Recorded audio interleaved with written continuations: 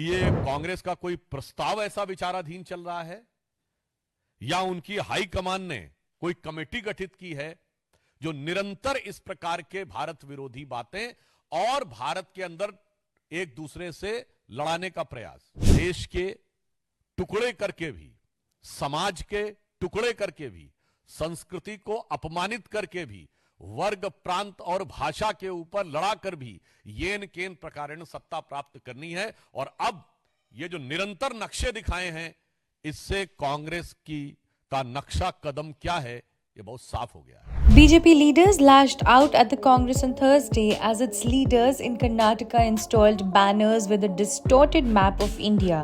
The posters were installed ahead of a CWC meeting in Belagavi and portrayed, and I quote, Kashmir as part of Pakistan.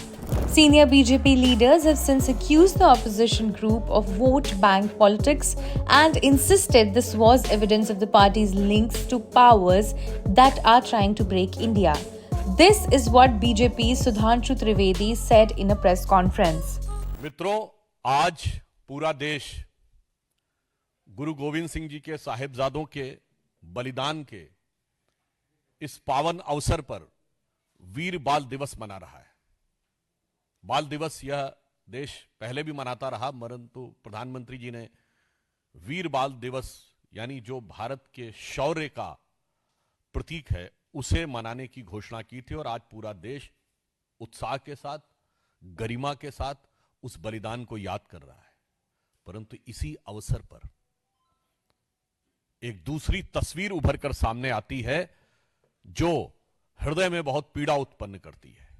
Belagavi में कांग्रेस के द्वारा जो आयोजन किया जा रहा है, उसमें बीजेपी कर्नाटक की तरफ से एक ट्वीट जारी होता है जिसमें भारत के नक्शे में पाक अधिकृत कश्मीर और अक्साई चिन्ह गायब दिखता है।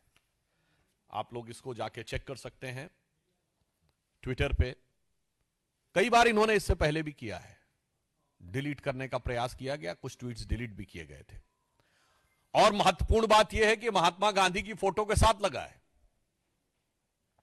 तो इसलिए आज के इस अवसर पर मैं अपनी वेदना व्यक्त करना चाहता हूं कि यह वो भारत देश है क्या इसी के लिए जिसके लिए राणा प्रताप ने घास की रोटी खाई थी, इसके लिए शिवाजी ने जान की बाजी लगाई थी, जिसके कारण रण में कूदी रानी लक्ष्मीबाई थी, जिसके कारण भगत सिंह ने फांसी गले लगाई थी, जिसके कारण गुरुपुत्रों ने अपनी जान लुटाई थी, और जिस भारत मां के टुकड़े करते तुमको लाज न आई थी, उस भारत मां की यह छवि तुमने आज दिखाई है। अब इससे एक बात बहुत साफ हो गया है कि भारत को छिन्न भिन्न करने का स्वप्न देखने वाले शक्तियां, भारत को तोड़ने का ख्वाब देखने वाली ताकतों के साथ कांग्रेस के गठजोड़ की तस्वीर अब एकदम साफ हो गई है। भारत को छिन्न भिन्न करने वाली शक्तियों के साथ कांग्रेस की दुरभिसंधि का चित्र इस मानचित्र के साथ बिल्कुल साफ हो गया है। और यह बात हम केवल किसी एक आधार पर नहीं कह रहे हैं। कांग्रेस ने निरंतर इससे पूर्व भी भारत के नक्शे के साथ इसी प्रकार की छेड़छाड़ की है।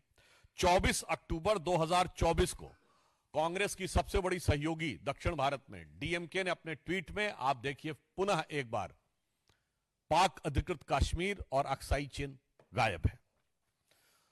कांग्रेस के वरिष्ठ नेता ने, श्री शशि थरूर ने 30 सितंबर 2022 को कांग्रेस के आंतरिक चुनाव का यानी अध्यक्ष पद का जो चुनाव हो रहा था उसके प्रत्याशी के रूप में जो अपना मैनिफेस्टो जारी किया, देखिए एक बार फिर ये ट्वीट डिलीट कर दिया गया था मगर इसके स्क्रीनशॉट्स अवेलेबल हैं। 30 सितंबर 2022 फिर पाक अधिकृत कश्मीर और अक्साई चिन्ह गायब है।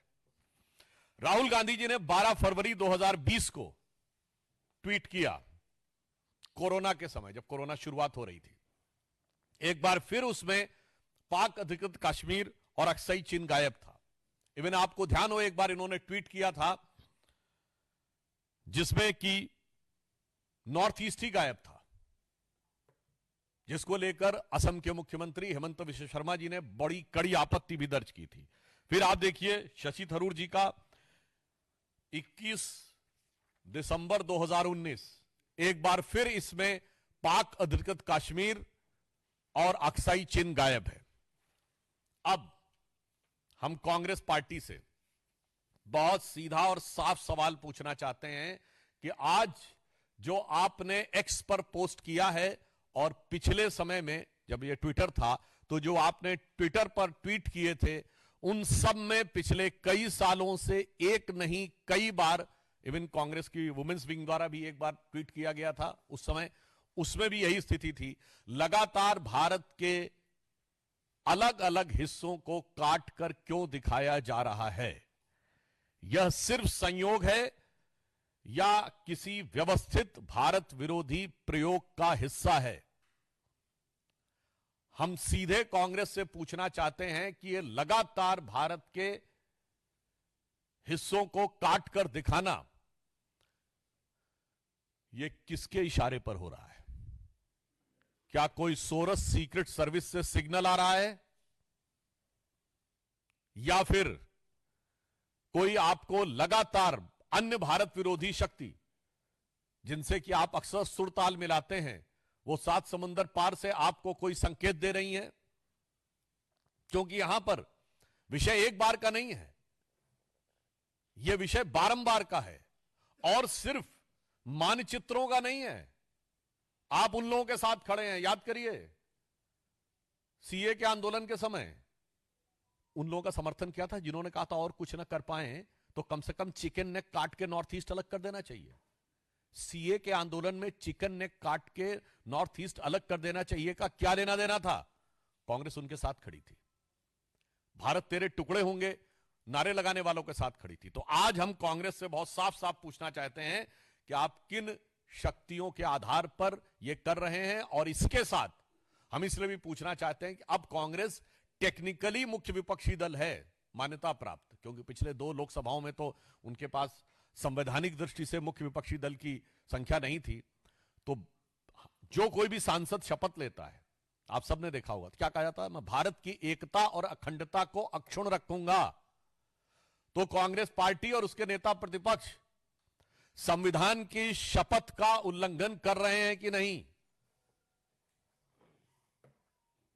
इसलिए कांग्रेस का राष्ट्र विरोधी चेहरा, और मैं यह भी कहना चाहूंगा कि इससे पहले भी ये देश को टुकड़ों में बांटकर राज कर चुके हैं, सियासत कर चुके हैं, और इसके बाद भी आपने देखा है कि आज भी प्रांत में तोड़ना हो या वर्ग में तोड़ना हो या जातियों में तोड़ना हो, उसके लिए निरंतर लगे हैं। और यह बात मैं ऐसे नहीं कह रहा हूं, कांग्रेस के इसी कर्नाटक में जहां उनका कार्यक्रम चल रहा है, वित्त मंत्री डीके सुरेश जी का बयान याद है जब उन्होंने कहा कि साउथ इंडिया टैक्स ज्यादा दे रहा है, तो पत्रकार ने उनसे पूछा तो क्या आप अलग होने के बारे में सोचेंगे? उन्होंने कहा हां, हम अलग होने के बारे में भी सोच सकते हैं। यह कांग्रेस सरकार के वित्त मंत्री का दिया गया बयान है।